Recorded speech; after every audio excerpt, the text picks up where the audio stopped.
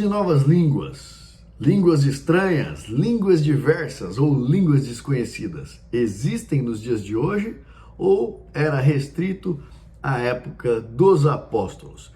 Em Atos 2, nós vemos, e cumprindo-se o dia de Pentecostes, estavam todos reunidos no mesmo lugar.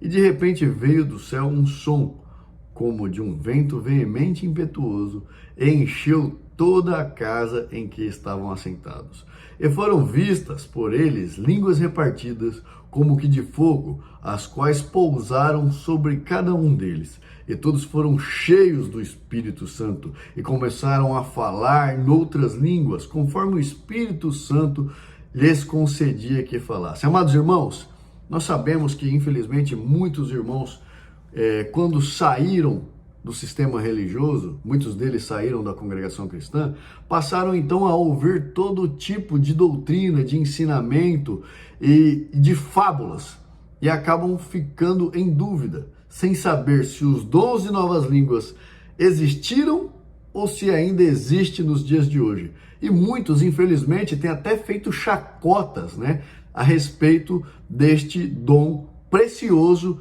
que Deus dispensou para a igreja, juntamente com muito mais dons, como nós vemos em 1 Coríntios, no capítulo 12, versículo 28 ao 30. Vou ler para vocês. E a uns, pois, Deus na igreja, primeiramente apóstolos, em segundo lugar profetas, em terceiro doutores, depois milagres, depois dons de curar, socorros, governos, variedade de língua. Porventura são todos apóstolos, são todos profetas, são todos doutores, são todos operadores de milagre? Têm todos o dom de curar? Falando todos em diversas línguas? Interpretam todos? Ou seja, todas essas são as variedades de dons que Deus dispensou para nós, para a sua igreja, Lembrando que, para os que não acreditam no dom de evidência de novas línguas, também tem que descartar todos os outros dons. Dom de curar, dom de pregar, enfim. Não tem como suprimir só o dom de novas línguas. Vejamos, então, que é impossível que esse dom seja restrito apenas à época apostólica, apenas à época dos apóstolos, apenas à época que as Sagradas Escrituras estavam sendo ainda escritas. O Novo Testamento ainda estava sendo composto, meus amados irmãos? Nós vemos que temos 3 categorias de línguas novas ou de línguas estranhas, ou para navegarmos sobre estes dons. Nós temos línguas estranhas ou diversas línguas, nós temos línguas estranhas com interpretação e nós temos o dom da profecia. Quem não conhece um profeta ou nunca teve ou recebeu uma profetada, não é mesmo? Popularmente conhecida. Então vamos ver cada um e de acordo com os versículos bíblicos que a gente possa ter o melhor entendimento. Línguas estranhas ou diversas línguas. Neste dom, eu sou edificado. É o homem falando com Deus. Seria mais ou menos uma linguagem de oração.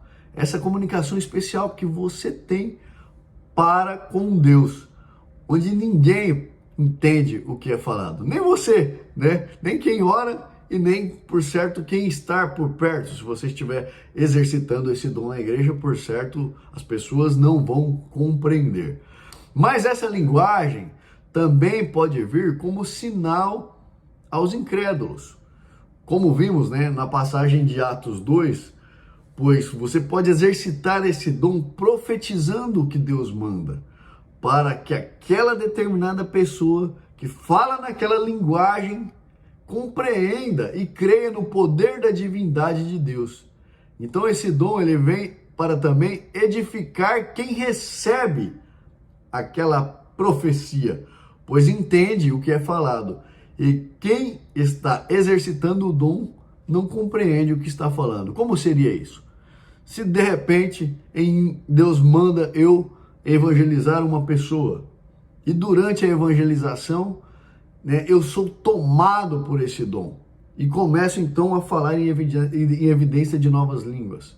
Aquela pessoa pode ser que ela seja daquele país e ela compreenda tudo aquilo que está sendo profetizado. Eu posso não compreender, mas quem recebe ele compreende. Nós vemos essa passagem confirmada, né, em Atos 2, versículos 6 a 8. E quando aquele som ocorreu, ajuntou-se uma multidão e estava confusa, porque cada um os ouvia na sua própria língua, e todos pasmavam e se maravilhavam, dizendo uns aos outros: pois que não são galileus todos esses homens que estão falando? Como, pois, os ouvimos cada um na nossa própria língua, que somos nascidos, né? Então eles ficaram confusos. Eles entendiam perfeitamente o que aqueles galileus, que eram de outra nacionalidade, de outra linguagem, falavam, né? E esse dom também pode ser confirmado em 1 Coríntios 12, 30, naquela passagem que diz: tem todos dom de curar? Falam todos diversas línguas, né? Então vocês vejam, falam todos diversas línguas. É um dom dos muitos que foram dispensados para a igreja. Em 1 Coríntios 14, versículo 2 e 4. Porque o que falam em língua desconhecida não fala aos homens, senão a Deus, porque ninguém o entende. E em espírito fala em mistérios, né? Conversa com Deus, a sua edificação, a sua oração entre você e Deus. E o que fala, versículo 4, e o que fala em língua desconhecida edifica-se a si mesmo, né? Mas o que profetiza edifica a igreja. Ou seja, aquele que fala em língua desconhecida, ele pode edificar a si mesmo, fala consigo e com Deus, e também em determinados momentos, sendo, né, um enviado, guiado pelo Espírito Santo, pode estar profetizando na vida de alguém, aquela pessoa compreender, né, o que está sendo dito. Línguas estranhas com interpretação, porque tem esse dom, né, de interpretação das novas línguas. É equivalente ao dom da profecia. É Deus falando com o homem, através do homem, claro, onde a igreja é edificada com a sua interpretação. E todos compreendem o que se é falado porque é traduzido. Nós vemos, né, novamente, 1 Coríntios 12, 30. Todos têm o dom de curar? Todos falam diversas línguas? Interpretam todos? Quer dizer que também tem esse dom discriminado, o dom da interpretação das novas línguas. Em 1 Coríntios 14, versículo 5, diz: e eu quero que todos vós faleis em línguas, muito mais os que profetizeis, porque o que profetiza é o maior do que o que fala em línguas, a não ser que também interprete, para que a igreja receba a edificação. Então veja que tem o dom de interpretação das novas línguas, que ele vai ser então equivalente ao dom da profecia. Agora, o dom da profecia em si tem o propósito de edificar a igreja, pois é Deus falando através do homem, né, com os demais, com a igreja. Nós vemos novamente repetir a 1 Coríntios 12, 29, lembrando que é um sinal de Deus para a igreja, né, para o crente. É um sinal do poder de Deus sobre nós, do derramamento, do seu avivamento, dos espíritos, dos dons sobre nós. 1 Coríntios 12, 29. Porventura são todos apóstolos? São todos profetas? Né? São todos doutores? E são todos operadores de milagre? Então vemos que o dom da profecia é um dom dos muitos que Deus dispensou para a sua igreja. Em 1 Coríntios 14, versículo 1 ao 5. Segui ao amor e procurai com zelo os dons espirituais, mas principalmente o de profetizar. Mas o que profetiza, fala aos homens para edificação, exortação e consolação. O que fala em língua desconhecida, edifica-se a si mesmo. Mas o que profetiza, edifica toda a igreja, né? E eu quero que todos vós faleis em línguas, muito mais que profetizeis. Porque o que profetiza é maior do que o que fala em línguas, a não ser que também interprete, para que receba a igreja edificação. Então nós vemos que sim, são dons que foram dispensados por Deus para a sua igreja, para a edificação da sua igreja na terra, né?